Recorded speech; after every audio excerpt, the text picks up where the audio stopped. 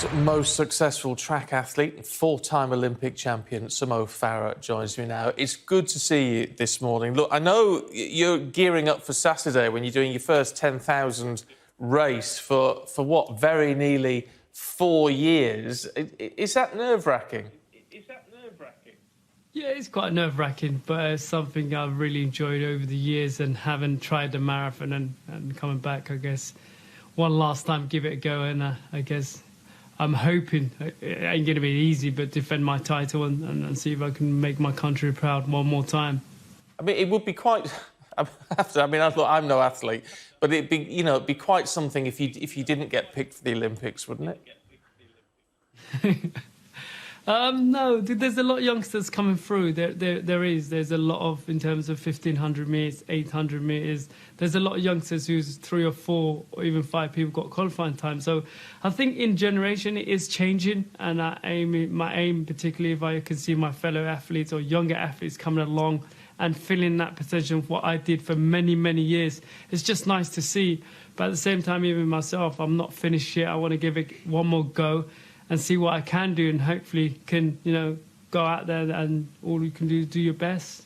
I mean, in terms of the training you've been doing ahead of Saturday, I mean, do you find yourself sort of getting back into the right pace for 10,000?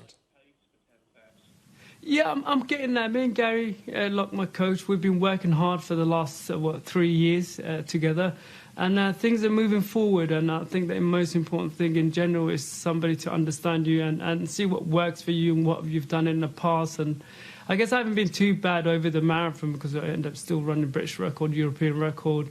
And then recently, last year, obviously due to COVID, there wasn't many races at all, and I did that 1 hour on the track on the race and broke the world record. So I think I'm still there, but I do need to sharpen up. And obviously, as you said, it's a month and a half away. And next month and a half is the key, in terms of just staying on top of it, make sure I don't get any injuries, and also stay on top of my dental care and make sure, everything is, on fine tune. Yeah.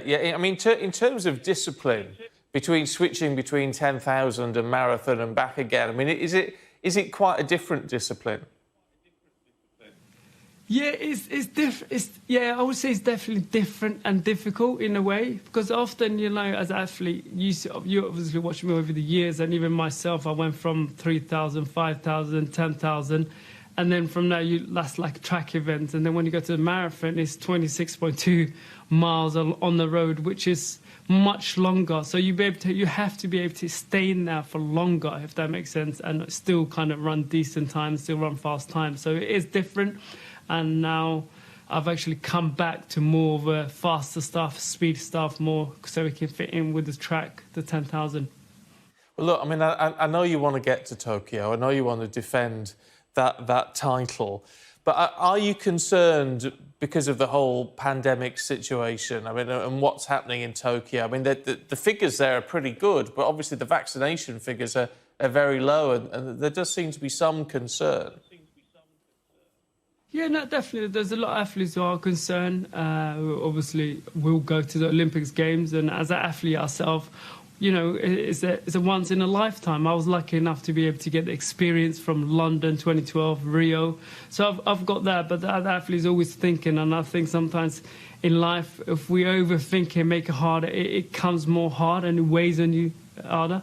But at the same time, I think we can only do our best and keep training, keep focusing. And I guess even myself, there's not a lot of races out there, so we're lucky enough, having races out there. And for me, I'm definitely seeing it in a positive way. If we can see the Champions League final, so many people out there, and having football back again, it just shows we're getting there. Obviously, it's not going to show straight away, but we are taking forward step towards it. I mean, you're looking at if you qualify, and all fingers crossed for you, of course. But you are looking at performing with only locals in the stadia, with no cheering. I mean, it's going to be very little atmosphere. Is that going to be difficult, or do professional athletes just say, do you know what, we're just going to get on with it? No, as a professional athlete, you have to go on with it. Obviously, we'd love to have, like, as I said, like, I've been away for a little while, and it would be nice to have my family, my kids watching me on the other side and cheering for you, and have a lot of people. But that is the situation, and we just have to make the best of it in terms of there's no point us thinking about it. We would love to have it, obviously. Like, for me, the memory I have of London 2012, that memory always drives me to the line, and I just have to vision that and think like that, but at the same time, I'm in good condition. I've got myself in great shape, so just do what I can. Yeah, I mean, you said before about getting into good shape, and you referred to your teeth. I mean, how important is it for athletes? I mean, we don't think about dental health with athletes, but I know you were waylaid by an abscess back in, when was it, 2014 or so. I mean, how important is dental health? No, dental care is really important to look after yourself, and even myself, I was part of it in terms of 2014, where, you know, I had abscess in my teeth, I got infected, ended up getting airlifted to the hospital. So the whole point of all we'll be getting behind was in terms of how do we prevent that and help the, like myself, professional athletes and the people out there to just kind of, are we aware of? Do we know we're doing that? We can do a little better, and that's our message to it.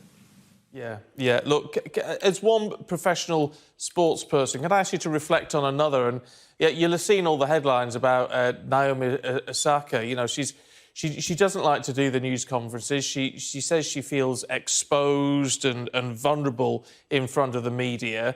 And has effectively had to pull out of the French Open at Roland Garros as a result of that. Do you sympathise with her? Do you think we need to change our approach to how we treat professionals who may not be comfortable in front of the camera? Yeah, I think it's a difficult one, because, like myself, often, you know, you meet a lot of different athletes, and yeah, we're good at what we do, and it might not show, and at the time when obviously our duty is, you know, to give back to public, and the public have the right to be able to watch you and do stuff. But if it affects their mental health and affect them, then I think we should definitely try and help in the situation. And I definitely, like myself, I've been in that scenario where you have 40 journalists, you've got the camera right in front of you, and it's nerve-wracking, and we can only support her, but at the same time, I don't know what's going on in her normal life, and I think the most important thing to make, are they okay? Yeah, we are great sportsmen, we can, you know, do well what we do, but mentally, physically, is that person okay? And I think I definitely have some support for her, for sure, because I'm in that situation. I'm sure it's not an easy thing. So, Mo, good to talk to you. Thank you very much. Good luck for Saturday. Oh, no problem. Thank you. It ain't going to be easy on Saturday, but I'll give it a go and see what I can do, and hopefully get my qualifying out of the way. That was the first step. And secondly, Tokyo, hopefully. You'll get there. Good to see you.